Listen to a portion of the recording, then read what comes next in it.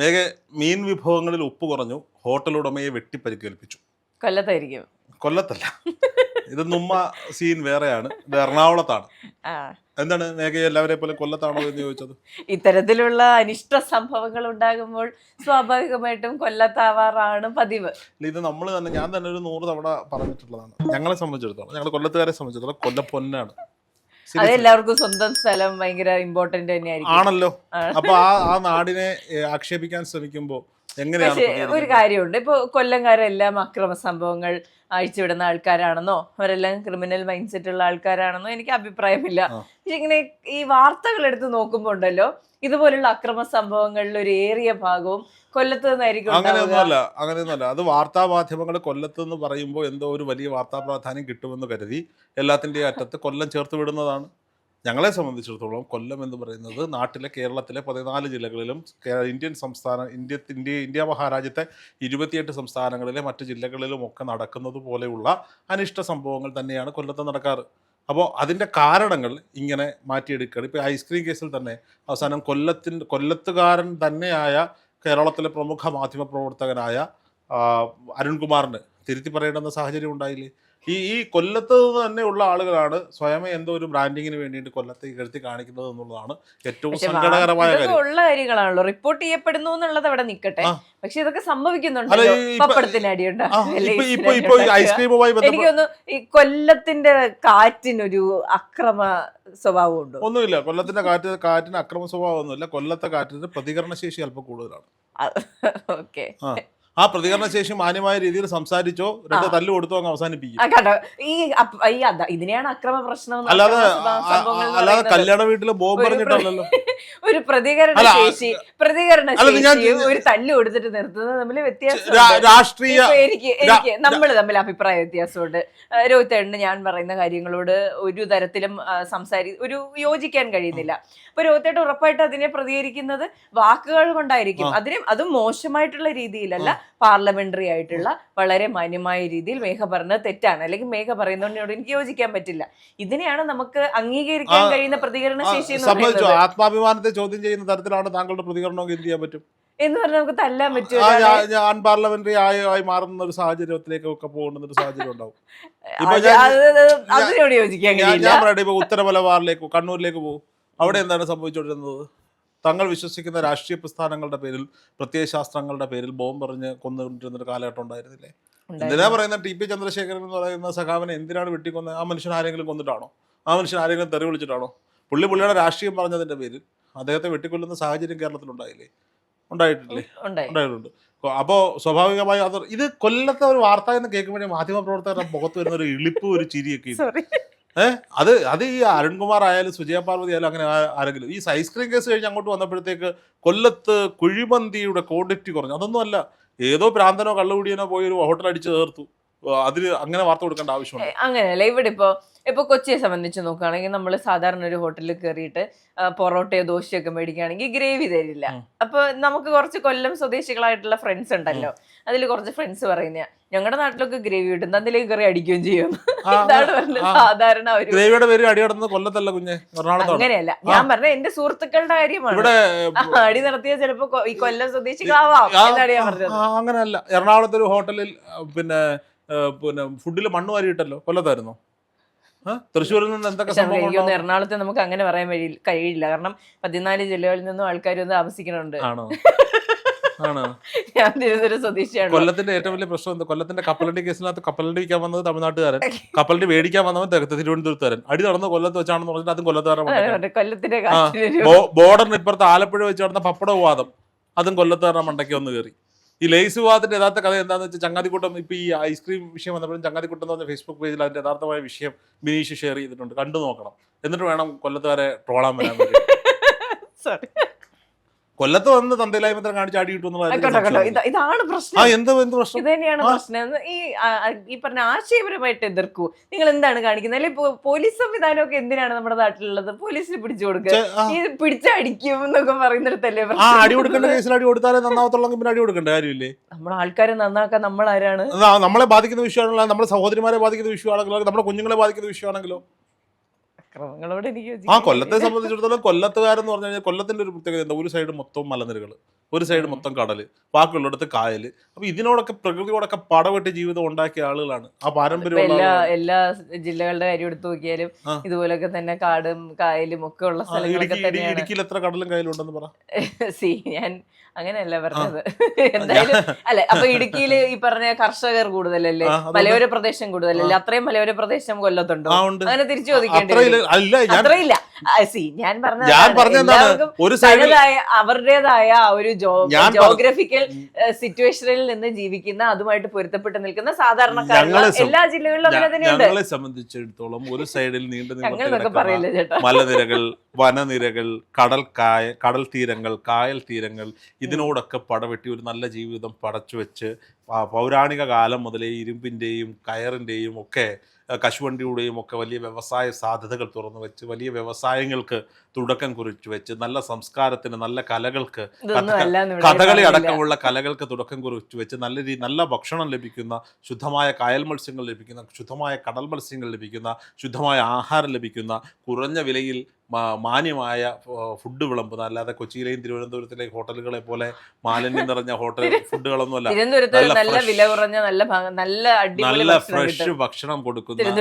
നല്ല ഫ്രഷ് ഭക്ഷണം കൊടുക്കുന്ന അത്രയും ശുദ്ധ മനസ്ഥിതിയോട് ജീവിക്കുന്ന ഒരു കൂട്ടം ആളുകൾ. ഞങ്ങളെ സംബന്ധിച്ചിടത്തോളം ഞങ്ങളുടെ മനസ്സ് ശുദ്ധമാണ്. ആ ശുദ്ധതയ്ക്ക് മുന്നിലേക്ക് അശുദ്ധി കാണിക്കുന്നത് ആര് തന്നെ ആയാലും ചിലപ്പോൾ പ്രതികരിക്കേണ്ടടുത്ത് പ്രതികരിക്കും. അതിനെ നിങ്ങൾ ഇങ്ങനെ വാർത്തയാക്കി കൊല്ലാൻ അങ്ങനെ പറയേണ്ട ആവശ്യമൊന്നുമില്ല. നിങ്ങൾക്കൊരു ആവശ്യം വന്നാൽ, ഇപ്പൊ മേഘയ്ക്ക് ഒരു 10 കൂട്ടുകാരുണ്ടെന്ന് നോക്കൂ, മേഘയ്ക്ക് എന്തെങ്കിലും ഒരു പ്രശ്നം വന്നാൽ ഒരു പക്ഷേ ആദ്യം ഓടിയെത്താനൊക്കെ വേറെ ആളുകളുണ്ടാവും. അതിൽ കാര്യക്ഷമമായി ഇടപെട്ട് ആ പ്രശ്നത്തിന് ഒരു പരിഹാരം കണ്ടെത്തുന്നത് വരെ കൂടെ നിൽക്കുന്നത് ഒരു കൊല്ലത്തുകാരനുണ്ടെങ്കിൽ ആ കൊല്ലത്തുകാരനായിരിക്കും. ബാക്കിയുള്ളവരില്ലെന്നല്ല ഞാൻ പറയുന്നത്. അങ്ങനെ സ്റ്റാറ്റിസ്റ്റിക്സ് എടുക്കാനാണെങ്കിൽ ആദ്യം 10 പേരിൽ 9 പേരും തിരുവനന്തപുരത്തുകാരായിരിക്കും. കാരണം ഞാൻ അവിടെ ജീവിച്ചു, അതുകൊണ്ട് ഇതൊരു ജില്ല ബേസ് ചെയ്ത് ഞാൻ പറയുന്നത് അങ്ങനെയല്ല. ഞാൻ പറയാം, ഒരു കൊല്ലത്തുകാരനും ഒരു തിരുവനന്തപുരത്തുകാരനും ഒരു കോഴിക്കോടുകാരനും ഒരു കാസർഗോഡുകാരനും ഒരു എറണാകുളംകാരനും കൂടി നടന്നു പോവാണെന്ന് വെച്ചോ. ഒരു പരിചയമില്ലാത്ത ഒരാൾ വണ്ടി ഇടിച്ച് വഴി കിടക്കുന്നത്, എല്ലാവരും അത് നോക്കാൻ പോകും. പോകത്തില്ല എന്നല്ല ഞാൻ പറഞ്ഞത്. പക്ഷെ ആ കൊല്ലത്തുകാരൻ ഒരു പക്ഷെ അവനെ വീട്ടിൽ കൊണ്ടാക്കിയിട്ടേ തിരിച്ചു പോകുള്ളൂ.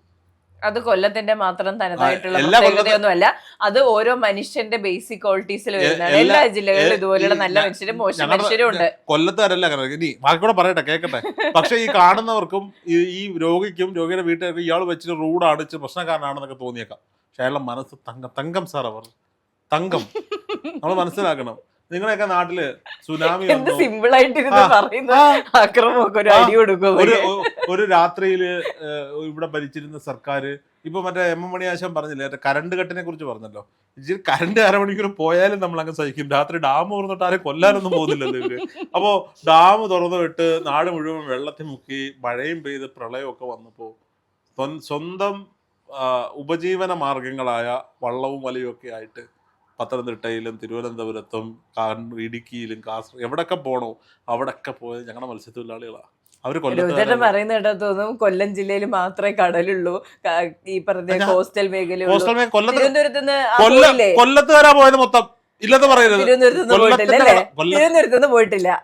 തിരുവനന്തപുരം കൊല്ലം ജില്ലകളായിരുന്നു ഈ പറഞ്ഞ പ്രളയത്തിൽ രക്ഷപ്പെട്ട് നിന്ന, അല്ലെങ്കിൽ അതിൽ നിന്ന് വിമുക്തി നേടി നിന്ന 2 ജില്ലകൾ എന്ന് പറയുന്നത്.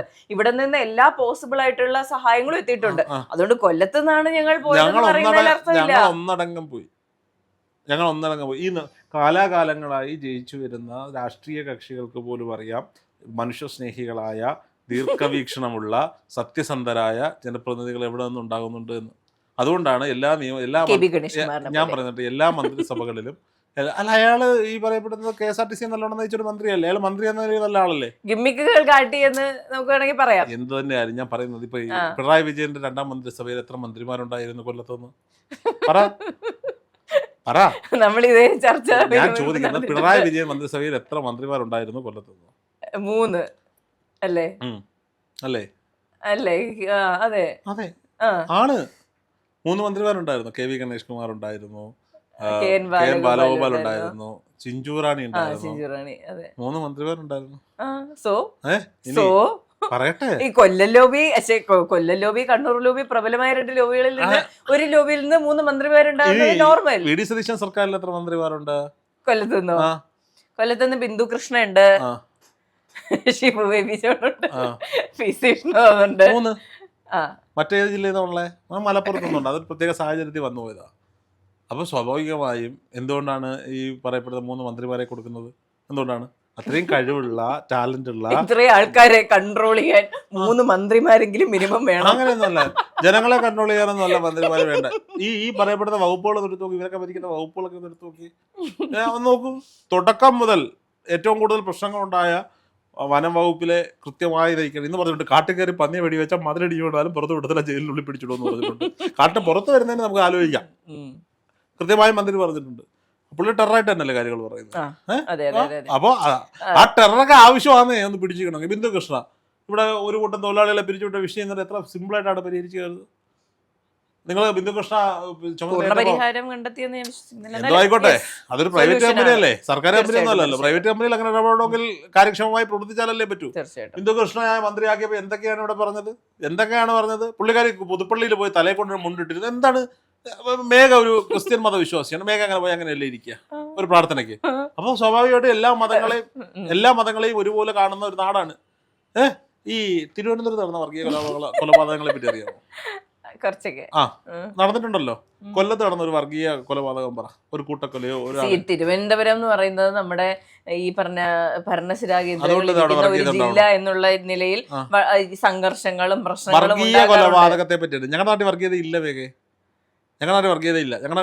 ഞങ്ങളുടെ നാട്ടിൽ മുസ്ലിങ്ങളും ഹിന്ദുക്കളും ക്രിസ്ത്യാനികളും ഒക്കെ ഏകോദര സഹോദരങ്ങളെ പോലെ ഈ പ്രിവിലേജ് ഈ പറഞ്ഞ ഒരു അബവ് ആവറേജിൽ നിൽക്കുന്ന മനുഷ്യർക്ക് താഴോട്ട് പ്രശ്നങ്ങളുണ്ടെന്ന് മനസ്സിലാക്കാൻ കഴിയില്ല ചിലപ്പോൾ. അതിന്റെ ഭാഗമായിട്ടായിരിക്കും പലർക്കും അവിടെ പ്രശ്നം. ഞങ്ങളുടെ നാട്ടിൽ വർഗീയ പ്രശ്നങ്ങളില്ലെന്നാണ് ഞാൻ പറഞ്ഞത്. ഇല്ലായിരിക്കാം, എല്ലാ നാട്ടിലും ഉണ്ടെന്നാണ് ഞാൻ ഞങ്ങളുടെ നാട്ടിലെ രാഷ്ട്രീയ അങ്ങനെ ഒരു ജില്ലയും അങ്ങനെ ഇവിടെ ഞങ്ങളുടെ നാട്ടിൽ വർഗീയ പ്രശ്നങ്ങളില്ല. വർഗീയത ആരുടെയെങ്കിലും മനസ്സിൽ ചിന്തിച്ചാൽ പോലും ഇതാണ് പ്രശ്നം. ഇല്ലാതാക്കാൻ ഞങ്ങൾക്കറിയാം. ഓപ്പോസിറ്റ് ഇരിക്കുന്ന ആളെ സംസാരിക്കാൻ സമ്മതിക്കില്ല. ഞങ്ങളുടെ നാട്ടിൽ ഓപ്പോസിറ്റ് ഇരിക്കുന്ന ആളെ ദേഷ്യപ്പെട്ട് കണ്ണുരുട്ടി പേടിപ്പിച്ച് ഞങ്ങളുടെ നാട്ടിൽ രാഷ്ട്രീയ കൊലപാതകങ്ങൾ പണ്ടെന്നോ അടക്കിയതാണ്, ഇപ്പൊ ഇല്ല. നല്ല കാര്യം, ഐ സപ്പോർട്ട്. നല്ല കാര്യം. അതാണ് കൊല്ലം. നല്ല കാടുകളുള്ള, നല്ല കായലുകളുള്ള, നല്ല മലനിരകളുള്ള, നല്ല ഗ്രേവി കിട്ടിയില്ല ഈ കാല് വിട്ട്, നല്ല കടലോരങ്ങളുള്ള. കേട്ടോ ഒരു ചേട്ടന്റെ നോട്ടത്തിൽ പോലും ആ ഒരു അക്രമ സ്വഭാവം ഇങ്ങനെ ഗ്രേവി കൊടുക്കാത്തതിന്റെ പേരിൽ പ്രശ്നമുണ്ടായത് എറണാകുളത്താണ്. ആ സമയത്ത് ഞങ്ങളുടെ നാട്ടിലുള്ള ഞങ്ങളുടെ ഷാഹുൽ കുന്നിക്കോടിക്ക ഫേസ്ബുക്കിൽ പോസ്റ്റ് ഇട്ടിരുന്നു, എന്റെ കടയിൽ വന്നാൽ ചമ്മന്തിയും ഗ്രേവിയും ഫ്രീ ആയിട്ട് ഞാൻ പൊറോട്ട തരുമെന്ന്. അത്രയും നല്ല മനുഷ്യരുള്ള നാടാണ്. തിരുവനന്തപുരത്ത് ഇത് പോസ്റ്റ് പോലും ഇടേണ്ടത് അണ്ടർസ്റ്റുഡ് ആണ്. പൊറോട്ട മേടിച്ച ഗ്രേവി കിട്ടും, ഫ്രീ കിട്ടുമോ? പിന്നെ ഞാൻ പണ്ട് IFFK കാണാൻ വന്നു. അപ്പൊ എന്റെ കൂട്ടത്തിൽ തമിഴ്നാട്ടുകാരായ കുറെ കൂട്ടുകാരുണ്ടായിരുന്നു. ഇവർ തിരിച്ച് തമിഴ്നാട്ടിൽ എത്തിയപ്പോൾ IFFK എങ്ങനെ ഉണ്ടായിരുന്നു എന്ന് കോളേജ് പ്രൊഫസർ ചോദിച്ചപ്പോൾ അതിന് ധരണീധരൻ സുബ്രഹ്മണ്യൻ എന്ന് പറയുന്ന എൻ്റെ തമിഴ്നാട്ടുകാരനായ സുഹൃത്ത് പറഞ്ഞത്, ഒരു പ്രശ്നം ഇരിക്കെ എന്നാ പ്രശ്നം, തമിഴ്നാട്ടിലെ പൊറോട്ട വാങ്ങിയെന്ന് വെച്ചോ കുളമ്പ് ഫ്രീ ആ കിടക്കോ, അല്ല തിരുവനന്തപുരത്തിലെ വേറെ കാശ് കൊടുത്ത് വാങ്ങണോ, അപ്പടിയാണ് പറഞ്ഞത്. എനിക്കറിയില്ല. എന്റെ 28 വർഷത്തെ ജീവിതത്തിൽ ഒരു കടയിൽ പോലും തിരുവനന്തപുരത്ത് പൊറോട്ട മേടിച്ചിട്ട് ഗ്രേവി തരാതിരുന്നിട്ടില്ല. തട്ടുകടകളിൽ അതെ, 30 രൂപ കൊണ്ട് പോയാൽ സുഖമായിട്ട് ഭക്ഷണം കഴിച്ച് തിരിച്ചു വരാൻ. അങ്ങനത്തെ നാടുകൾ ഒരുപാടുണ്ട്. നല്ല കരിമീൻ കിട്ടുന്നത് എവിടെയാ? നല്ല ശുദ്ധവായുള്ള ജില്ലകളിൽ ഏറ്റവും പ്രമുഖമായ ജില്ല ഏതാണ്? ഇൻഡസ്ട്രിയലൈസേഷൻ നടക്കുമ്പോ അത് നമുക്ക് പറയാൻ പറ്റില്ലല്ലോ. ഇപ്പൊ ഈ പറഞ്ഞ കൊല്ലത്തുകാരൊക്കെ എന്തിനാണ് ഈ എറണാകുളത്ത് താമസിക്കുന്നത്? ബെറ്റർ ആയിട്ടുള്ള ഒരു ബിസിനസ് സെറ്റപ്പ്, ബെറ്റർ ആയിട്ടുള്ള ഇൻഫ്രാസ്ട്രക്ചർ ഒക്കെ ഉള്ളത് അതുകൊണ്ടൊന്നുമല്ല. നല്ല മാൻപവർ. ഞാൻ എന്തുകൊണ്ടാണ് നിങ്ങളെ പോലുള്ള ആളുകളൊക്കെ മൈഗ്രേറ്റ് ചെയ്ത് ഇവിടെ താമസിക്കുന്നതുകൊണ്ടാണ് നമുക്ക് ഇവിടെ ഒന്ന് സ്ഥാപനം ഇടേണ്ടി വരുന്നത്. കൊല്ലത്ത് നമുക്ക് ഓഫീസില്ലേ ഉണ്ട്.